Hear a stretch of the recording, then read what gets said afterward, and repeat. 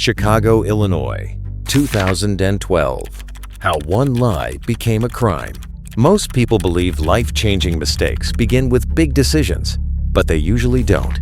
Most begin with something much smaller, a shortcut, an excuse, a moment of fear, and sometimes a single lie, a lie so small that it barely feels important. A lie that seems harmless, temporary, easy to fix later. But human psychology tells a different story. Because the most dangerous lies are rarely the biggest ones. They are the ones that quietly survive and begin to grow. This is the story of Emily Parker, a respected account manager, a wife, a trusted employee, and a woman whose life would slowly change because of one decision she thought nobody would ever notice. In 2012, Emily Parker was 34 years old. She worked for a growing financial consulting company in downtown Chicago.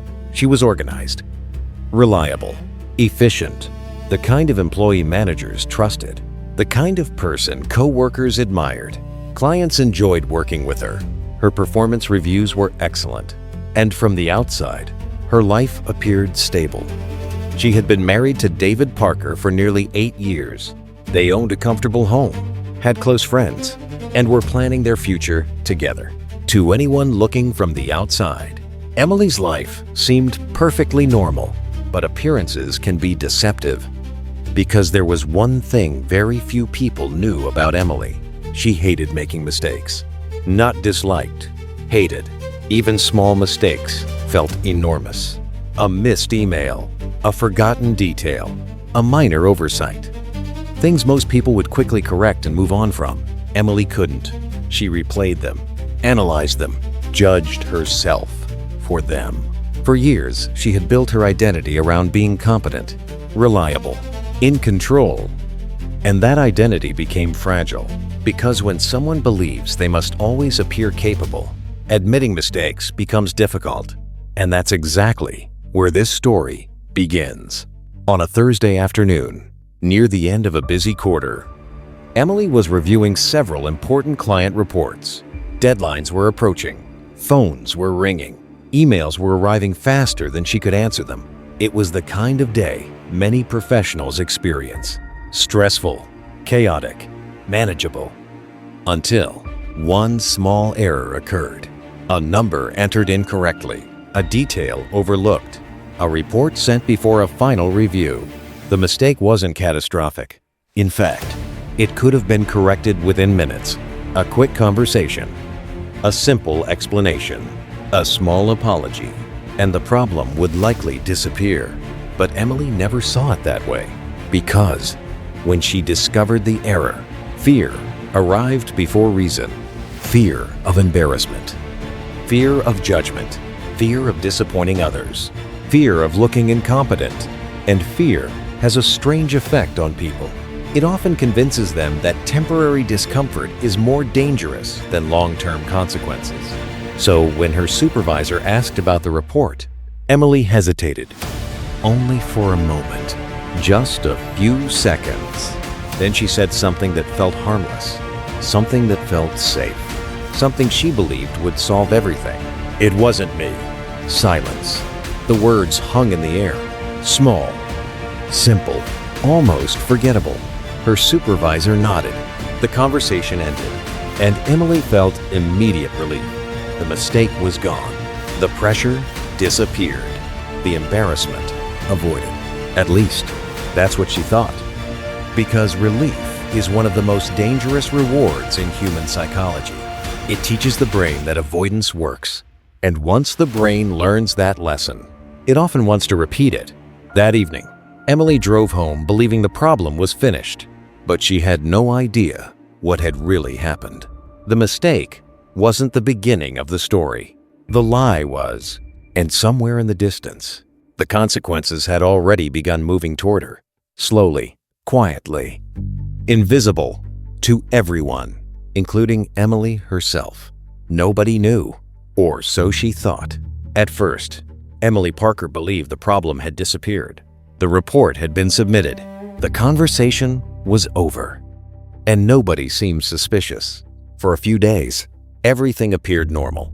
She arrived at work, answered emails, attended meetings, smiled during conversations, and slowly, the fear began to fade. But human psychology has a strange relationship with lies. A lie rarely disappears after it is told. It survives, waiting, and eventually, it demands protection. 1 week later, Emily received an unexpected email. The company had begun reviewing several client reports from the previous quarter. Routine procedure, nothing unusual, at least for everyone else. For Emily, the email felt like an alarm bell. Immediately, her stomach tightened, her heart rate increased. The mistake she thought was buried suddenly felt alive again. That afternoon, her supervisor approached her desk. He wasn't angry. He wasn't suspicious. In fact, he looked completely relaxed. He simply wanted clarification regarding a timeline in the report. A normal question, a harmless question. But Emily's brain didn't interpret it that way. Fear rarely sees reality clearly. Fear sees danger. And danger creates urgency. As her supervisor spoke, Emily could feel her thoughts racing. What if they discover the error? What if they review the report? What if they connect everything back to me? What if I lose the trust I've worked years to build? The questions came faster and faster, and then something important happened. Emily faced a choice: tell the truth or protect the first lie. She chose protection. Again, the second lie arrived much easier than the first, because the hardest lie to tell is usually the first one. After that, the brain begins adapting. Emily explained that another team member had handled part of the report. The explanation wasn't completely false, but it wasn't true either. And once again, the immediate pressure disappeared. Relief, temporary relief. The reward arrived immediately, and the brain noticed. Psychologists call this negative reinforcement. When an uncomfortable feeling disappears after a behavior, the brain becomes more likely to repeat that behavior. Emily didn't understand the science, but her brain did, and it was learning a dangerous lesson. Lying works, at least in the short term. Over the following weeks, small questions continued appearing. Nothing dramatic, nothing threatening. A missing detail, a timeline inconsistency, a forgotten email. Each question created anxiety, and each time anxiety appeared, another lie followed. The process became almost automatic. Fear, lie, relief, fear, lie, relief. A cycle was forming, and Emily didn't even realize it. Around this time, Sarah Mitchell would later describe this pattern with a simple observation. Most lies are not born from cruelty.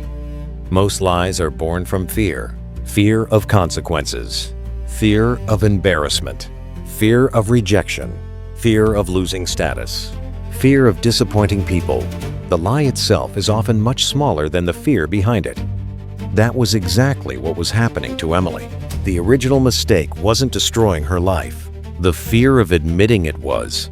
Outside the office, David noticed changes too. Emily was becoming distracted. She checked work emails late at night.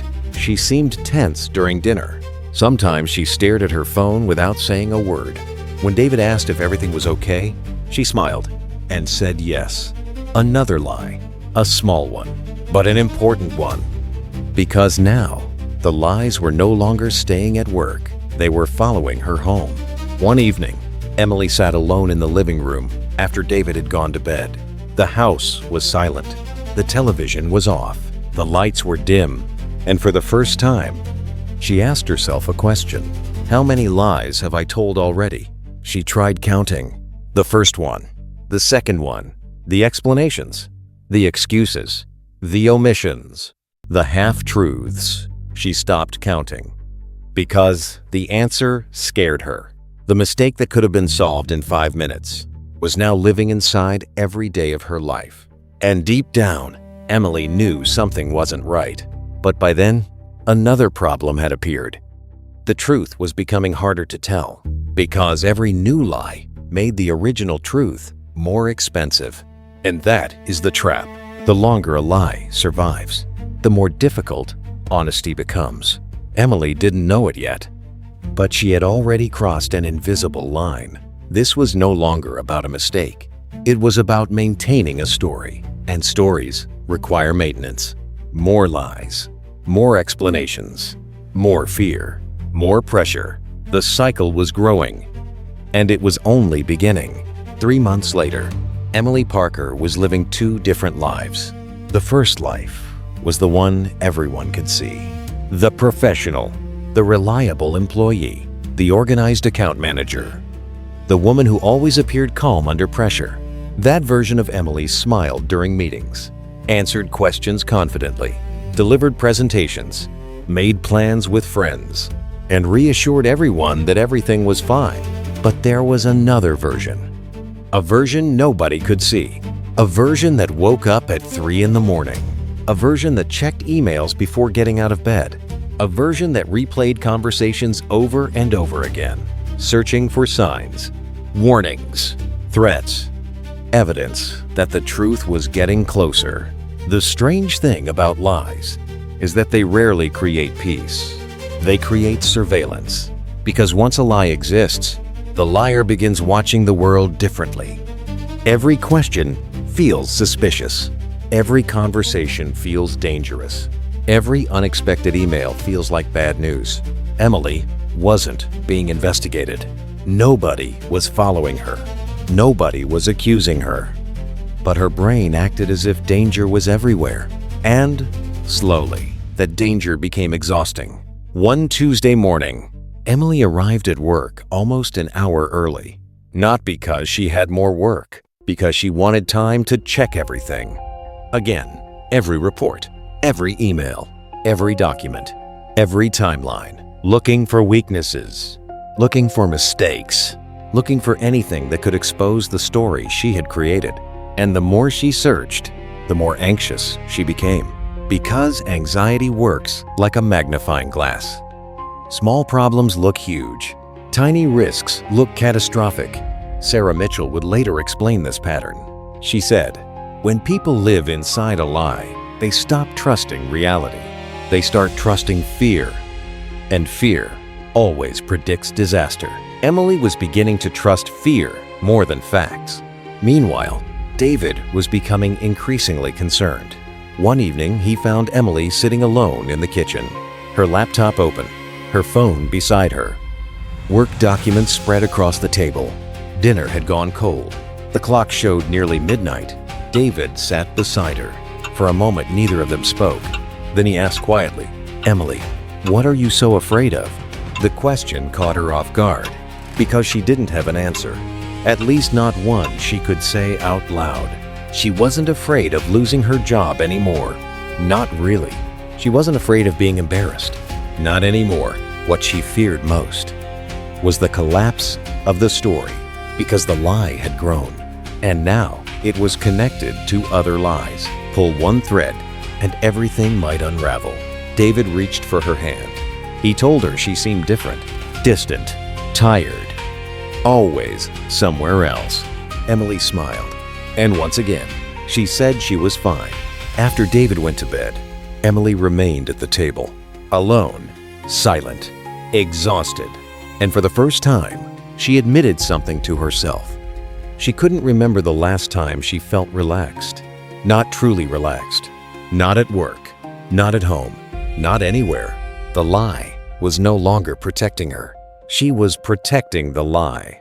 And that realization terrified her. Because it meant the roles had changed. The lie was no longer serving Emily.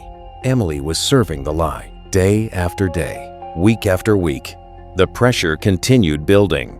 Then one afternoon, something happened. A routine internal review was scheduled. Nothing unusual, nothing alarming, just another standard procedure. But when Emily heard about it, her heart dropped, because deep inside, she knew something. The distance between her and the truth was getting smaller. And for the first time, she wasn't sure she could stop it. Before we continue, I want to ask you something. Have you ever worried so much about hiding a mistake that the hiding became more stressful than the mistake itself? If you have, Leave a 1-inch the comments. Because Emily was about to discover something many people learn too late. The hardest part of a lie isn't telling it. It's living inside it. The review began on a Monday morning. To everyone else, it was routine. Just another internal audit. Another week. Another procedure. But to Emily Parker, it felt like a countdown. For months, she had managed to keep the story alive. Every question answered. Every inconsistency explained. Every uncomfortable conversation avoided. But now, someone would be looking closely, very closely, and that changed everything. The first few days passed quietly. The review team requested documents, checked timelines, compared reports, asked follow-up questions. Nothing unusual, nothing threatening. Yet Emily felt something she hadn't felt before. She was running out of control. The lie had survived because she controlled the narrative.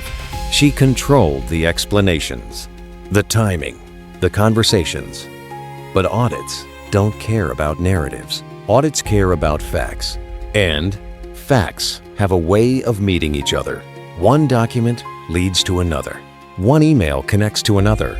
One timeline reveals another. Facts are patient, and eventually, they find each other. By Wednesday, Emily wasn't sleeping more than 3 hours a night. She would lie awake, staring at the ceiling, replaying every decision, every conversation, every lie, trying to predict what might happen next. But prediction became impossible.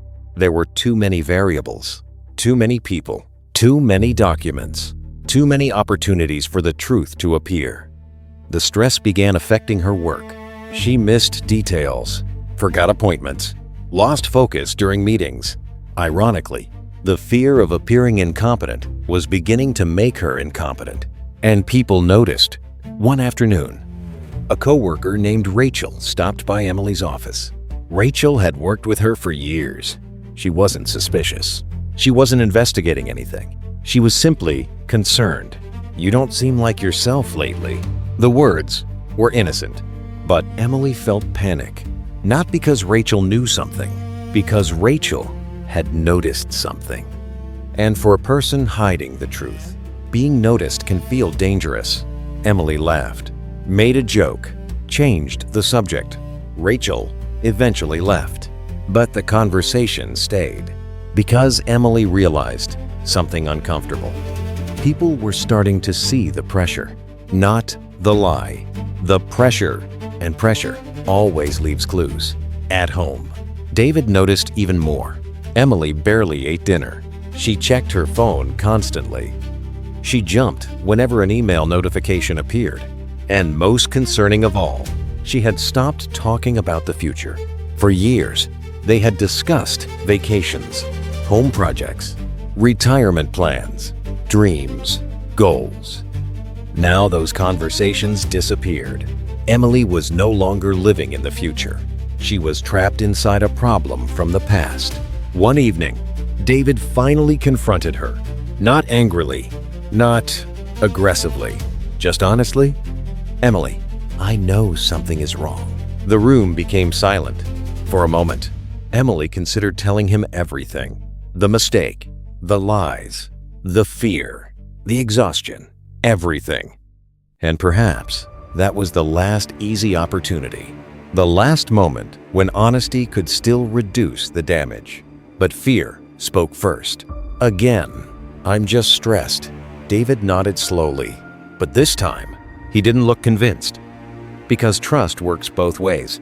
Just as lies create pressure for the liar, they create distance for everyone else.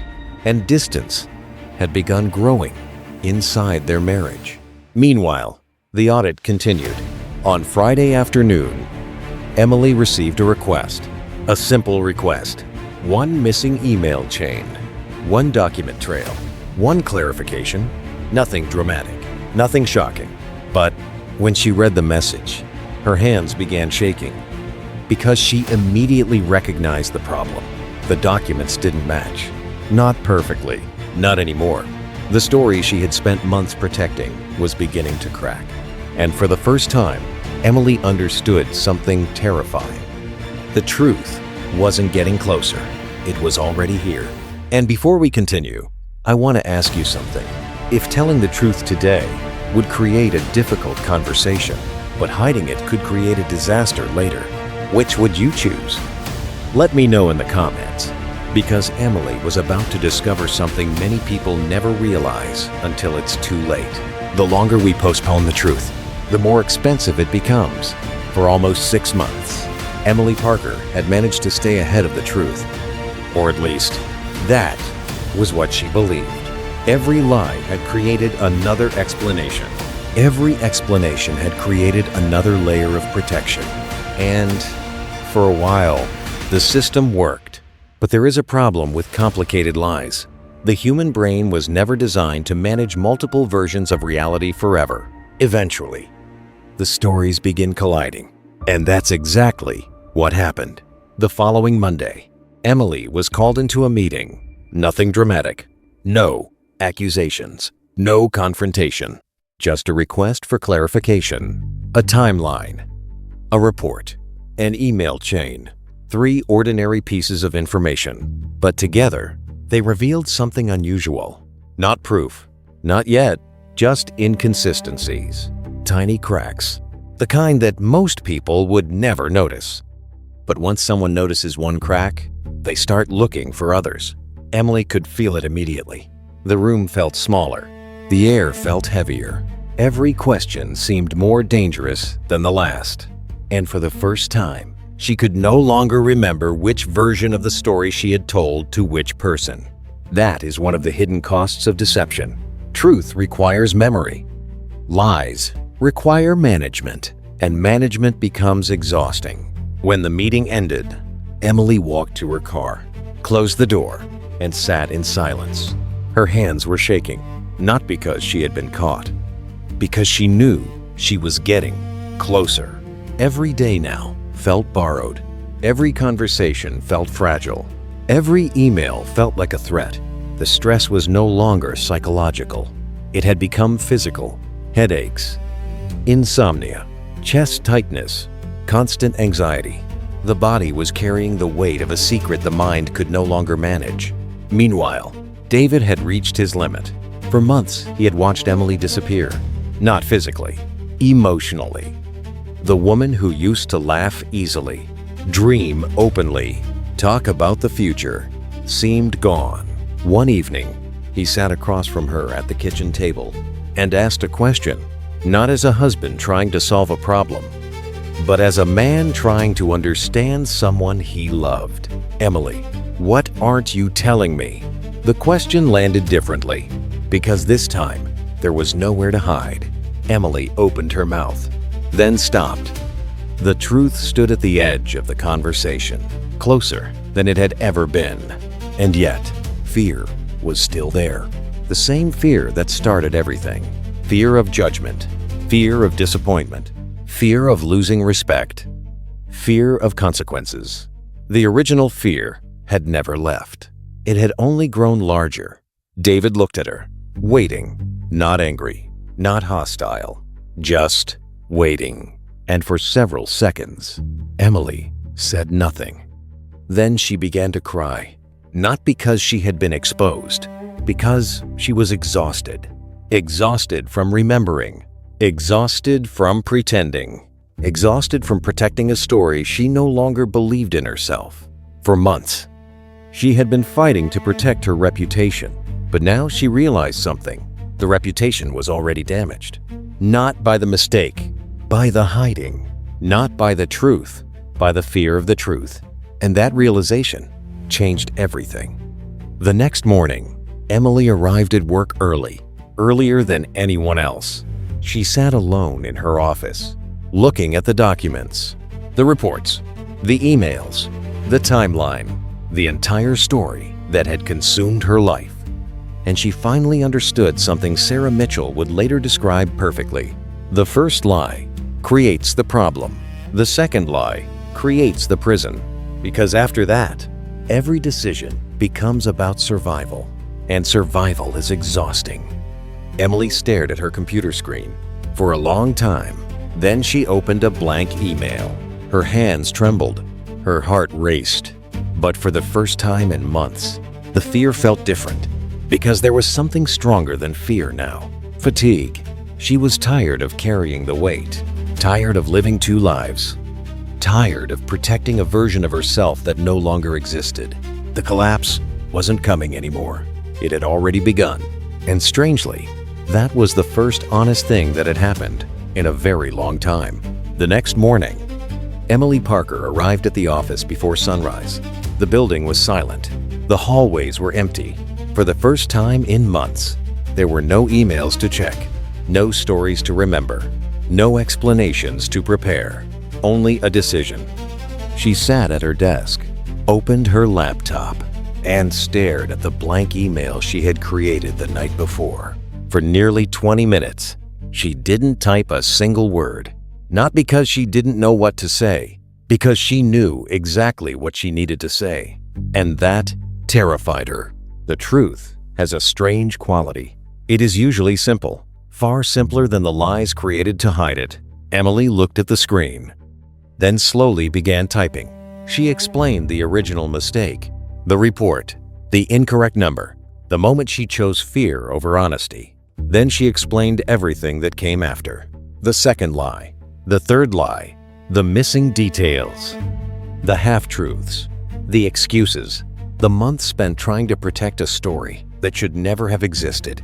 When she finished, she read the email 3 times, not looking for errors, looking for courage.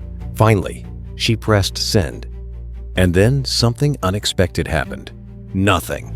No alarms, no shouting, no disaster. The world continued moving. Cars still drove past the building. Phones still rang. People still arrived at work. For months, Emily had imagined the truth as an explosion, but the truth rarely arrives that way. More often, it arrives as a conversation. Several hours later, she was invited into a meeting. The same conference room, the same table, the same people. Yet everything felt different. Because, for the first time, Emily wasn't carrying a secret. She was carrying the truth. The discussion wasn't easy. There were consequences, difficult questions, uncomfortable moments, disappointment, lost trust, professional repercussions. But something important was missing. Fear. The fear that had dominated her life for months. Because fear survives best in darkness. And the truth had finally turned on the light. Later that evening, Emily returned home. David was waiting. Neither of them spoke immediately. Then, Emily told him everything. Not part of the story, not a carefully edited version. Everything. The mistake, the lies, the panic, the sleepless nights, the guilt, the shame, the exhaustion. When she finished, the room was quiet. David didn't respond right away. Then he said something Emily would never forget. "You should have trusted me with the truth." Not because the truth was painless, but because carrying it alone had nearly destroyed her. Weeks later, Sarah Mitchell reviewed the case, and her conclusion was simple. The first lie was never the real problem. The first lie came from fear. The second lie came from avoidance. But every lie after that came from protecting the previous one. That is how small mistakes become life-changing events. Not because the mistake grows, because the story grows, the fear grows, the pressure grows, and eventually, the lie becomes larger than the truth ever was. Months later, Emily's life wasn't perfect. Some consequences remained. Some trust needed rebuilding. Some relationships needed healing. But something had returned. Peace. For the first time in a very long time, she could sleep. She could breathe. She could sit in silence without fear, because the secret was gone. And perhaps that is the lesson hidden inside this case file. Most people are not destroyed by one mistake. They are destroyed by the effort required to hide it. Before we close this file, I want to ask you something. Have you ever told a small lie that became much bigger than you expected?